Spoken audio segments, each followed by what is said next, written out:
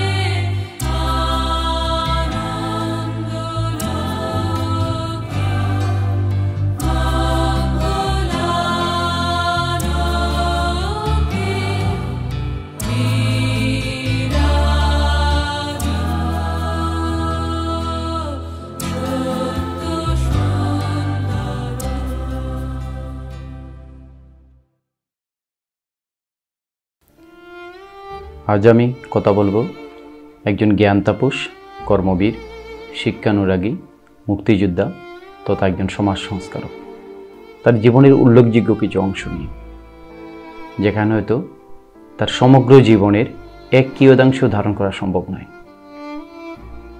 বিমলেন্দু দাস বাণীবাবু আমার পিতা, আমার শিক্ষাগুরু, আমার আদর্শ। তাকে নিয়ে তৈরি আমার এই ডকুমেন্টারির উদ্দেশ্য পরবর্তী প্রজন্মের কাছে আমার বাবার আদর্শকে পৌঁছে দেওয়া। বাবাকে নিয়ে এই ডকুমেন্টারি তৈরির উদ্দেশ্য প্রথমত তিনটি পর্যায়ে বা তিনটি কারণেই বলা যায়। প্রথমত, আমার বাবা আর কি উপায়ে আর কোন কোন পর্যায়ে সমাজ, দেশ তথা বিশ্বসভায় কি ভূমিকা রাখতে পেরেছেন সে সম্পর্কে আরও জানা, ওনার আরও অজানা দিক সম্পর্কে আরও বিশদভাবে জানা এবং সেটা প্রজন্ম থেকে প্রজন্মে পৌঁছে দেওয়া। তৃতীয়ত, কোন কোন ক্ষেত্রে তার অবদানটাকে স্মরণ করে সেই অনুযায়ী এগিয়ে যাওয়া এবং সর্বোপরি এই ডকুমেন্টারির মাধ্যমে একটা জাগরণ তৈরি করা। যে কোনো কাজেরই সূচনা হয় তার পরিবার থেকে। আমি চেষ্টা করছি বাবাকে দিয়ে সেই জাগরণটুকু তৈরি করা। বাবাকে নিয়ে এই ডকুমেন্টারি তৈরির পিছনে মূল উদ্দেশ্যটুকু এটুকুই, আমার বাবার আদর্শকে প্রজন্ম থেকে প্রজন্মে ছড়িয়ে দেয়া। আমার এলাকা তথা বৃহত্তর মৌলভীবাজার জেলায় আরও এমন কিছু মানবিক মূল্যবোধ সম্পন্ন মানুষ আছেন যাদের নিয়েও এরকম ডকুমেন্টারি করা যায়। আমি চাই এই বীরদের অনুপ্রেরণা, আদর্শ ছড়িয়ে যাক মানুষের মাঝে। আমি হয়তো সবাইকে নিয়ে পারবো না, তাই আমার বাবাকে দিয়ে প্রথমে শুরু করলাম। পর্যায়ক্রমে আরও যারা আছেন আমি চেষ্টা করব এই ডকুমেন্টারি তৈরির মাধ্যমে এই মেসেজটুকু সবার কাছে পৌঁছে দেয়া যে আমরা কাদের উত্তরসূরি, আমরা কাদের আদর্শে লালিত। আমি সেই উত্তাল সময়ে দ্বিতীয় বিশ্বযুদ্ধের শেষ অবস্থার যে পরিণতি অবস্থা, বিচ্ছিন্ন অবস্থা, তারই মাঝে ধীরে ধীরে ওই অবস্থার মধ্যে ভাঙ্গাচুরার মধ্যেও কিছু কিছু অগ্রসর হইলাম। সামাজিক অবস্থায় যেমন পারা যায় এই করে যেমনই হোক, শিক্ষা জীবনের একটি পর্যায়ে আমি টেকনোলজি দিলাম, সেখান থেকে আবার আরো আসতে পারে বিচ্ছিন্ন ভাঙ্গা গড়া এই অবস্থার মধ্যে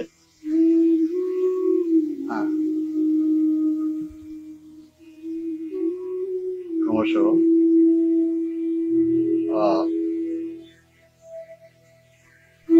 একটু একটু করে আগ বাড়লাম। আমাদের এলাকায় অনেক বীরের জন্ম হয়েছে। মরহুম তারা মিয়া, মরহুম মায়া মিয়া, এরকম আরও যারা আছেন, অনেক অজানা মুক্তিযোদ্ধা আছেন যারা শহীদ হয়েছেন মুক্তিযুদ্ধে। তাদের নিয়ে ডকুমেন্টারিটুকু হয়তো অনেকেই করতে চাইছেন, বাট সময়ভাবে করতে পারতেছেন না। আমরা চেষ্টা করব, বা ব্যক্তিগতভাবে আমি চেষ্টা করব তাদেরকে সমাজের সবার সামনে, নতুন প্রজন্মের সামনে আরও বিশদভাবে পরিচয় করিয়ে দেয়া। এতে করে কারো ব্যক্তিগত লাভ হবে না, কিন্তু এই সমাজ উপকৃত হবে। এই সমাজ তাদের আলোয় আলোকিত হবে। এই সমস্ত বাতিঘরের আলোয় জেগে উঠবে অন্ধকারাচ্ছন্ন কুসংস্কার সমাজটা। বাণী কাকার সাথে আমার সম্পর্কটা কোন পর্যায়ের তা সংক্ষিপ্ত এই আলোচনা শেষ করা সম্ভব নয়। আমার সাথে সম্পর্ক ছিল জাত ধর্মের ঊর্ধ্বে। আদর্শে আর মূল্যবোধে ছিলাম একই পথের পথিক। ছাত্র রাজনীতি করে হয়ে উঠেছিলেন একজন প্রকৃত দেশপ্রেমিক। তিনি ছিলেন মুক্তিযুদ্ধের একজন সংগঠক। মাতৃভূমির প্রতি তার আবেগ ও ভালোবাসা ছিল পরিবারের চেয়েও বেশি। শিক্ষক হিসেবে তিনি সমাজ গঠনের গুরুত্বপূর্ণ অবদান রেখেছেন। তার চিন্তাধারা, আদর্শ ও শিক্ষা ছিল সমাজ গঠনের জন্য অনন্য। আজীবন তিনি দেশ ও মানুষের কল্যাণে নিজেকে নিয়োজিত রেখেছেন। মানিকাকার প্রথম মৃত্যুবার্ষিকীতে আমি তার বিদেহী আত্মার প্রতি শান্তি কামনা করি। তার অবদান জাতি চিরদিন শ্রদ্ধাভরে স্মরণ রাখবে। আমাদের ব্যক্তি জীবন থেকে সমাজ, পরিবার, এমনকি রাষ্ট্র, সর্বত্রই একজন কারিগর বা একজন ক্রিয়েটর থাকে। আমার ক্ষেত্রে আমার পরিবারের ক্রিয়েটর আমার পিতা বিমলেন্দু দাস, সবার কাছে যিনি বাণীবাবু নামে পরিচিত।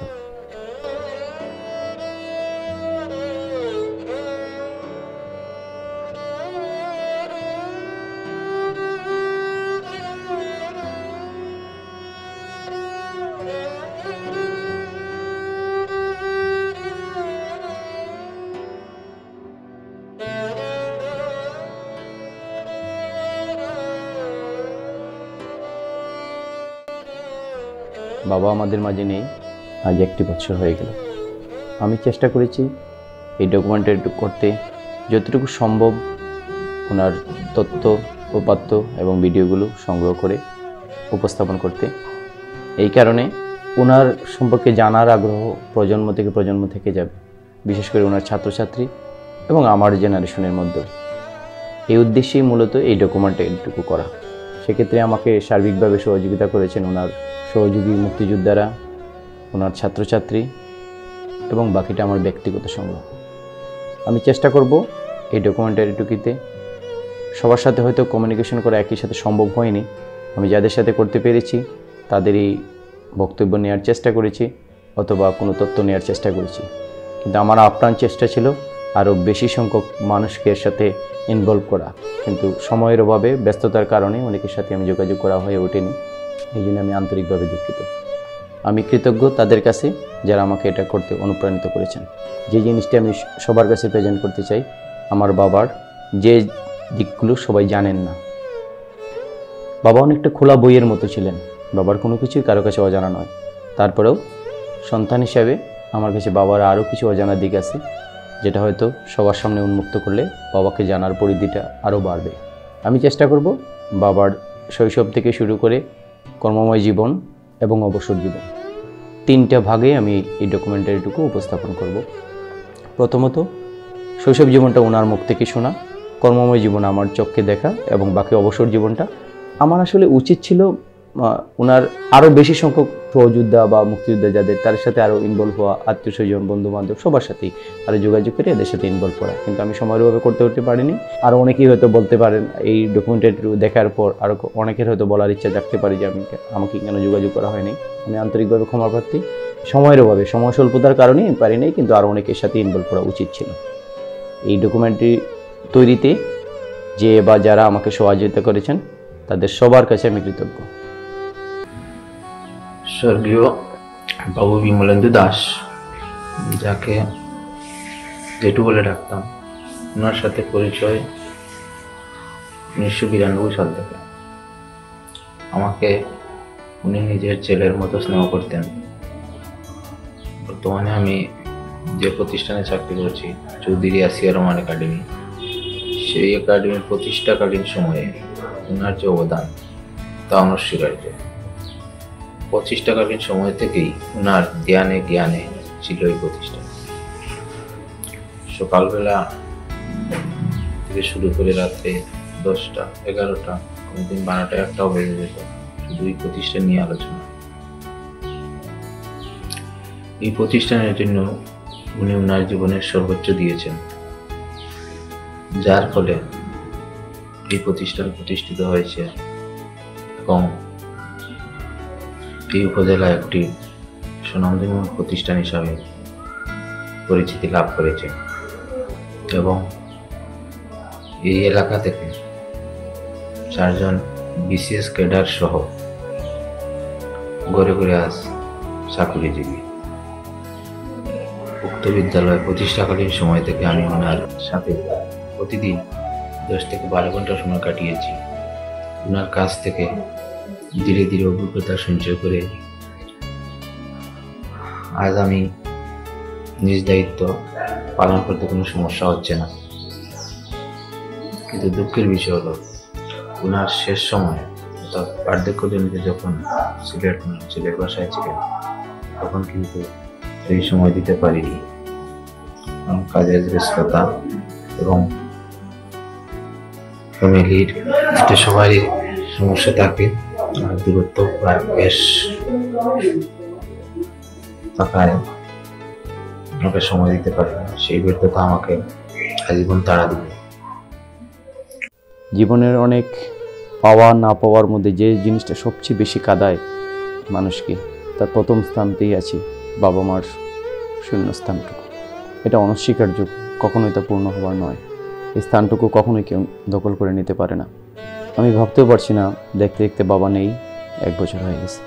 আমার চিন্তা, চেতনায়, কর্মে যাকে আমি জন্ম থেকে অদ্যাবধি আমি ধারণ করে আছি, যিনি আমার শিক্ষাগুরু, যিনি আমার পিতা, যিনি আমার আদর্শ। আমার বাবার কতটুকু আদর্শ ধরে রাখতে পেরেছি আমি জানি না, কিন্তু আমি আমার প্রজন্মের কাছে আমি শুধু এতটুকু মেসেজ রেখে যেতে চাই যে আমার বাবা আমার জন্য যা করেছেন, এই সমাজের জন্য যা করেছেন, এই দেশের জন্য যা করেছেন, সেটা কিছুটা হলেও যেন আমার প্রজন্ম জানতে পারে, সেটা থেকে নিজেকে অনুপ্রাণিত করতে পারে। আমার বাবা একাধারে একজন শিক্ষক, একজন মুক্তিযোদ্ধা, একজন সমাজসেবক। কোনোভাবেই বুঝে উঠতে পারি না যে আমি আমার বাবার কোন পরিচয়ে ওনাকে আমি বড় করে তুলব। আমার বাবা জন্মগ্রহণ করেন মৌলভীবাজার জেলার রাজনগর উপজেলার টগরপুর গ্রামে, এক সম্ভ্রান্ত পরিবারে। বংশানুক্রমিক ধারায় আমাদের পরিবারটি শিক্ষকতা পেশার সাথে জড়িত ছিল। আমার বাবা, ওনার বাবা, পর্যায়ক্রমে যারাই ছিলেন পূর্বপুরুষরা, সবাই শিক্ষকতা পেশার সাথে জড়িত। গ্রামের ভাষায় যাকে সবাই মাস্টার বাড়ির নামেই পরিচিত ছিল। আমার বাবা জন্মগ্রহণ করেন 1940 সালের 1 জানুয়ারি। আমার দাদুর নাম বিহারীলাল দাস, আমার ঠাকুমার নাম লবঙ্গলতা দাস। আমার বাবা এবং ওনার 3 বোন, এই নিয়ে ওনাদের সংসার ছিল। আমার বাবা খুব অল্প বয়সেই পিতৃহারা হন, যার দরুন ছোটোবেলা থেকেই শিখে গিয়েছিলেন সমাজের নানা অসঙ্গতি, কুটিলতা, জায়গাটুকু যেখান থেকে ওভারকাম করে আসা যায়, সেই জায়গাটুকু ওনার চোখে প্রকট হয়ে উঠেছিল। ওনার মাই ছিলেন ওনার পিতা, ওনার মাই ছিলেন ওনার মাতা, যার দরুন আমার বাবা হয়ে উঠতে পেরেছিলেন সারা জীবনের একজন স্বয়ংসম্পূর্ণ মানুষ।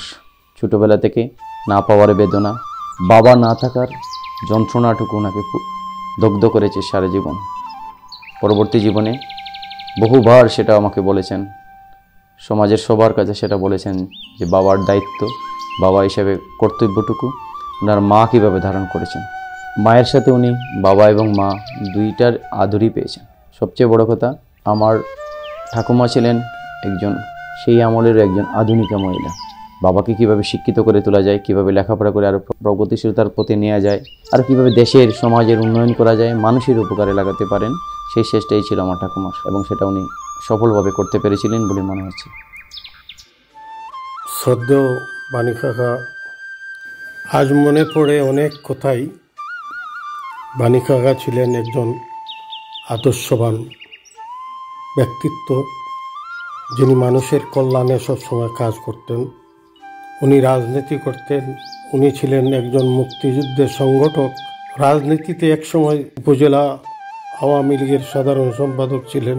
তখনই দেখেছি তিনি কত পরিশ্রম করেছেন দলের জন্য, মানুষের জন্য, কিভাবে মানুষের কল্যাণ করা যায় সেই দিক দিয়ে তিনি চেষ্টা করতেন সবসময়। ছোটোবেলার থেকে আমার যখনই একটু বুঝ হয়েছে আমার, তখন থেকেই দেখছি বাণী কাকা দিনের পর দিন, রাতের পর রাত বিভিন্ন সভা সমাবেশ, বিচার আদালতে ন্যায়ের পক্ষে সবসময় কাজ করেছেন। উনি আমাকে অত্যন্ত স্নেহর চোখে দেখতেন, স্নেহ করতেন। তিনি রাজনীতিতে ছিলেন সক্রিয়, কিন্তু একসময় রাজনীতি থেকে বিদায় নিয়েছিলেন, কারণ দলীয় অনেক সমস্যা ছিল, যার কারণে দলের মধ্যে যেরকম কিছু কুচক্রী মহলের ষড়যন্ত্রের কারণে তিনি রাজনীতি থেকে অবসর নেন। এরপর তিনি এলাকায় এসে মনে মনে সিদ্ধান্ত নিলেন কিছু একটা করতে হবে। সেটা করার মূল লক্ষ্য ছিল এক এলাকায় একটি স্কুল প্রতিষ্ঠা করার। যাই হোক, এলাকার সর্বস্তরের মানুষকে সাথে নিয়ে সবার সাথে আলোচনা করে একজন দাতাকে সংগ্রহ করলেন এবং ওনার অক্লান্ত পরিশ্রমের ফলে সেই স্কুলটি স্থাপিত হলো। দিনরাত সেই স্কুলের পরিশ্রম করতেন, ছাত্রদেরকে শিক্ষাদান করতেন। এলাকার মানুষদেরকে সবসময় স্কুলের প্রতি ভালোবাসা দেখানোর জন্য তিনি সবার বাড়ি বাড়ি গিয়ে ছাত্র সংগ্রহ করে আসতেন এবং সেই ছাত্র আজকে এই স্কুল একটা প্রতিষ্ঠিত স্কুলে রূপান্তরিত হয়েছে। আমি বাণী কাকার অনেক কিছুই বলার আছে, সারা রাত বললেও শেষ হবে না। আমি শুধু সৃষ্টিকর্তার কাছে আশীর্বাদ করি যেন তিনি পরপারে শান্তিতে বস করেন। আমার বাবার শিক্ষা জীবন গ্রামের স্কুলে শুরু হলেও পরবর্তীতে বাবা পলিটেকনিক কলেজে লেখাপড়া শুরু করেন এবং নিজেকে স্বাবলম্বী করে তুলেন ওনার শিক্ষা জীবনের ক্ষেত্রে। আমার ঠাকুমা বাবাকে সেই ছোটোবেলা থেকেই শিখিয়ে তুলতে পেরেছিলেন, সেটা হচ্ছে মানুষের উপকার করো, মানুষের কাজে লাগো। তোমার শিক্ষাটা তখনই সার্থক যদি তা মানুষের কল্যাণে আসে। এবং সেই সূত্র ধরেই আমার ঠাকুমা আমার বাবাকে শহরে ভালো স্কুলে ভালো কলেজে পড়ালেখা করতে অনুপ্রাণিত করেন। পলিটেকনিক কলেজে বাবাকে ভর্তি করান যখন এলাকায় কেউ এসএসসি পাস করারও ক্ষমতা ছিল না বা পড়তে পারত না।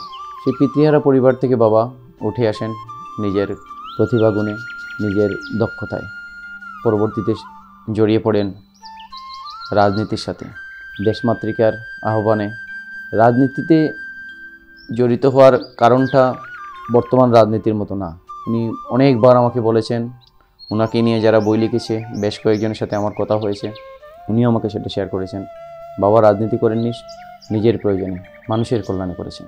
আমাদের এলাকায়, আশেপাশে, গ্রামে, জেলায়, উপজেলায় সর্বত্র বাবার পরিচিতিটুকু ছিল একজন সমাজসেবক।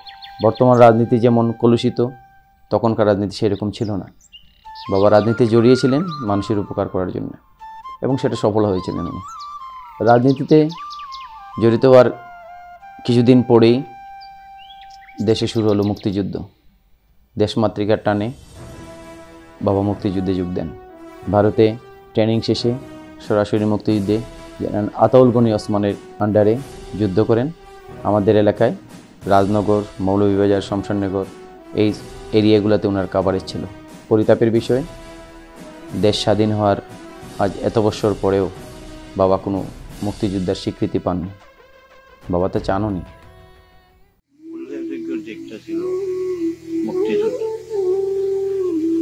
সেখানে সম্পৃক্ত হইলাম।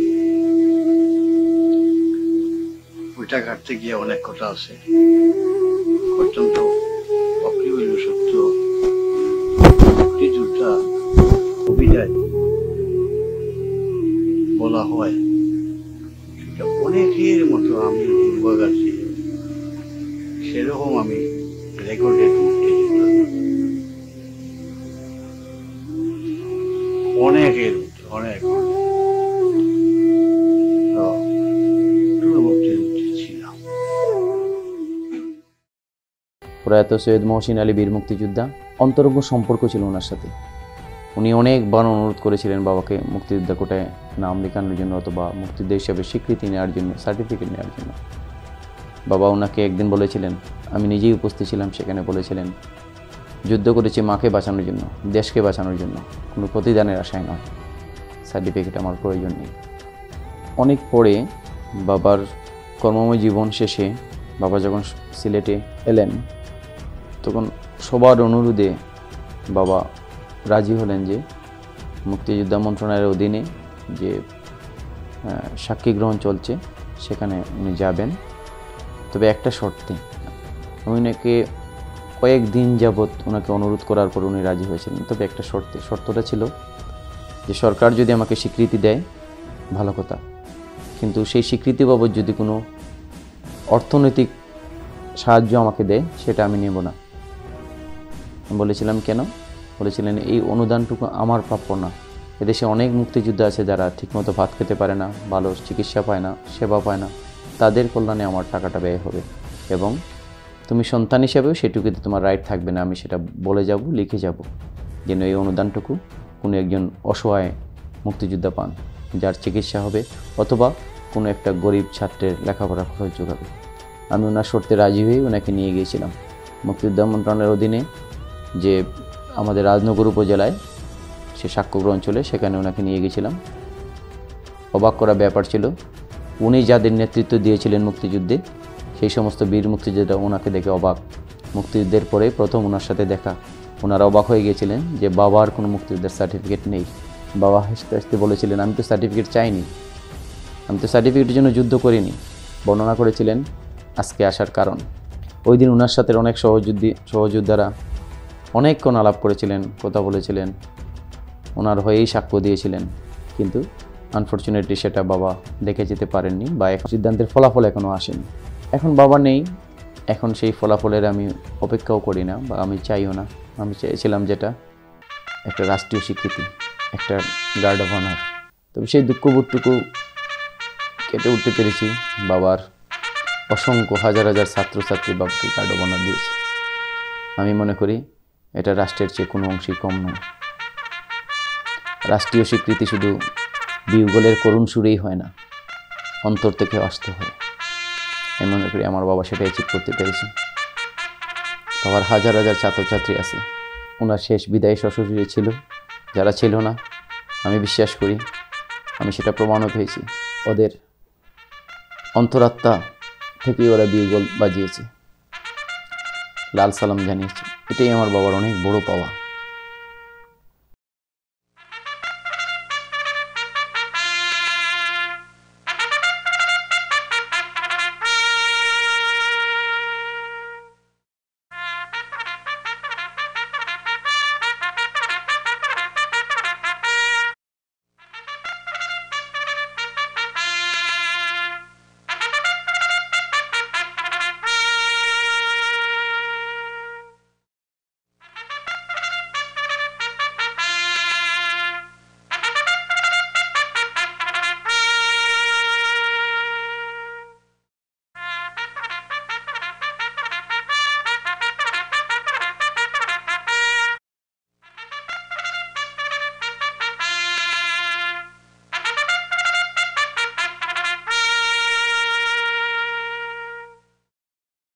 সাবধান, সমাবেশ, বাণিজ্যের প্রতি সম্মান প্রদর্শন, স্যালুট।